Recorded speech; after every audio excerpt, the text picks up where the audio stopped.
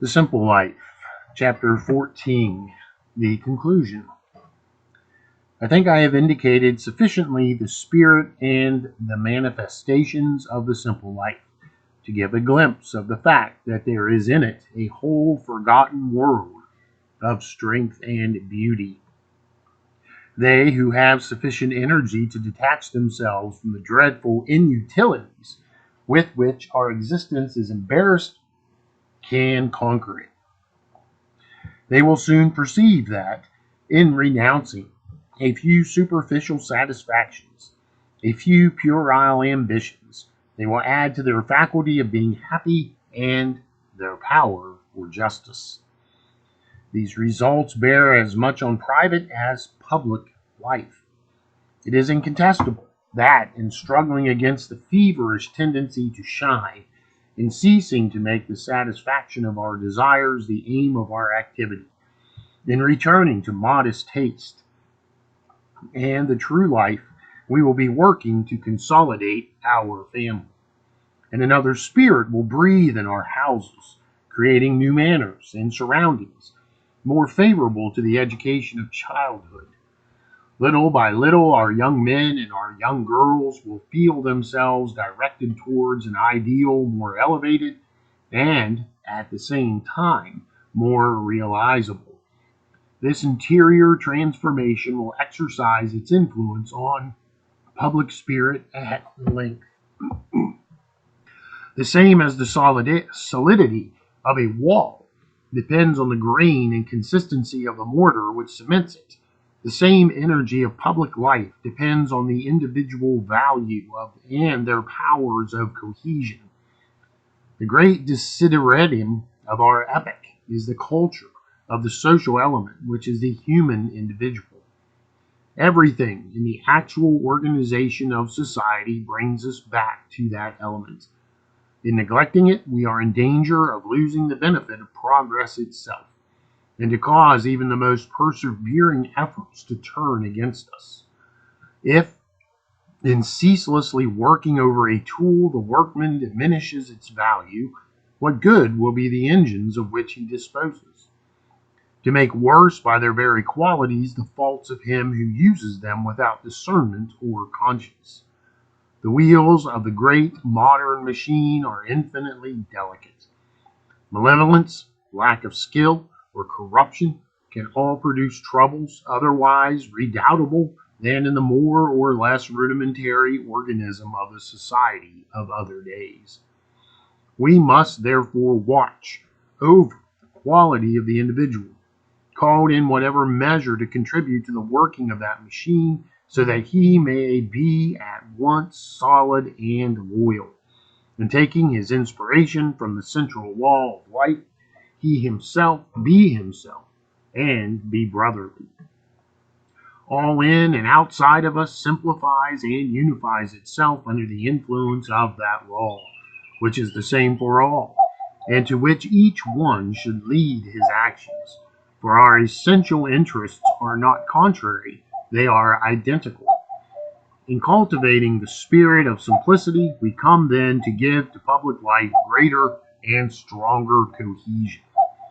The phenomena of decomposition and breaking down, which we notice, bring themselves back to the same cause: lack of solidity and lack of cohesion.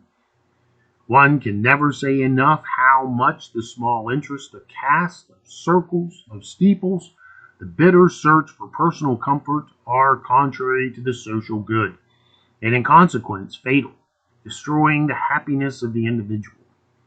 A society in which everyone is concerned solely for his own comfort is organized disorder. No other lesson comes from these irreducible conflicts of our trenchant egotisms. We resemble too closely those people who never claim family ties except to ask for some advantage or other, and not to do them honor. On all the rungs of the social ladder we make new demands.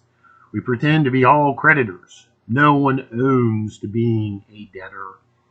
Our dealings with our co-citizens consist in inviting them in an amiable or arrogant tone to pay us what they owe. We reach nothing good with that spirit. For at bottom it is the spirit of privilege, that eternal enemy of the common law, that obstacle ceaselessly being born anew, enemy of a brotherly feeling.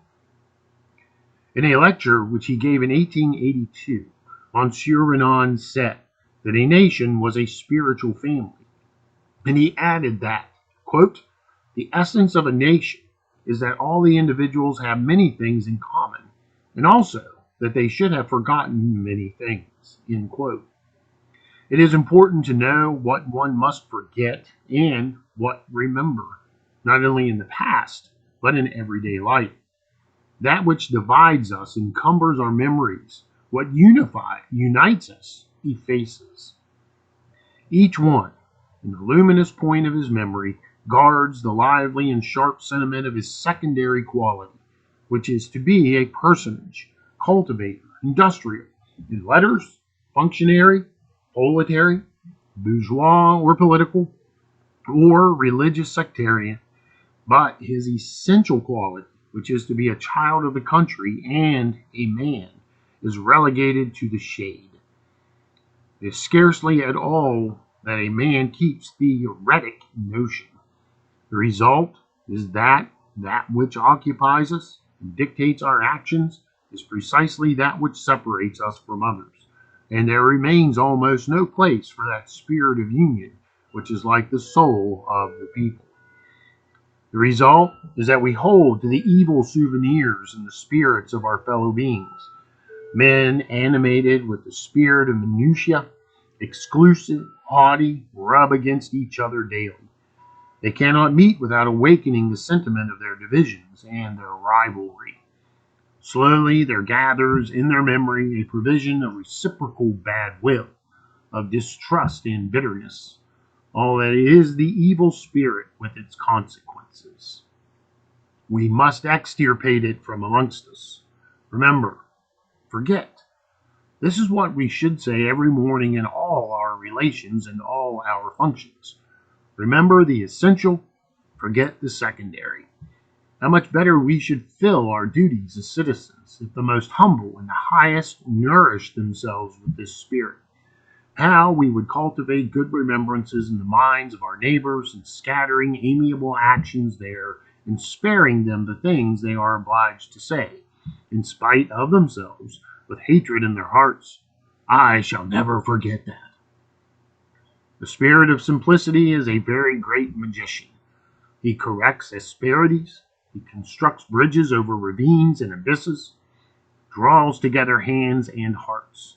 The forms in which he dresses himself in the world are infinite in number, but never does he appear more admirable than when throwing light across the fatal barriers of situations, of interests, prejudices, triumphing over the worst obstacles, permitting those whom everything seemed to separate to know each other, to esteem each other, and to love each other. That is the real social cement which builds a people. The end.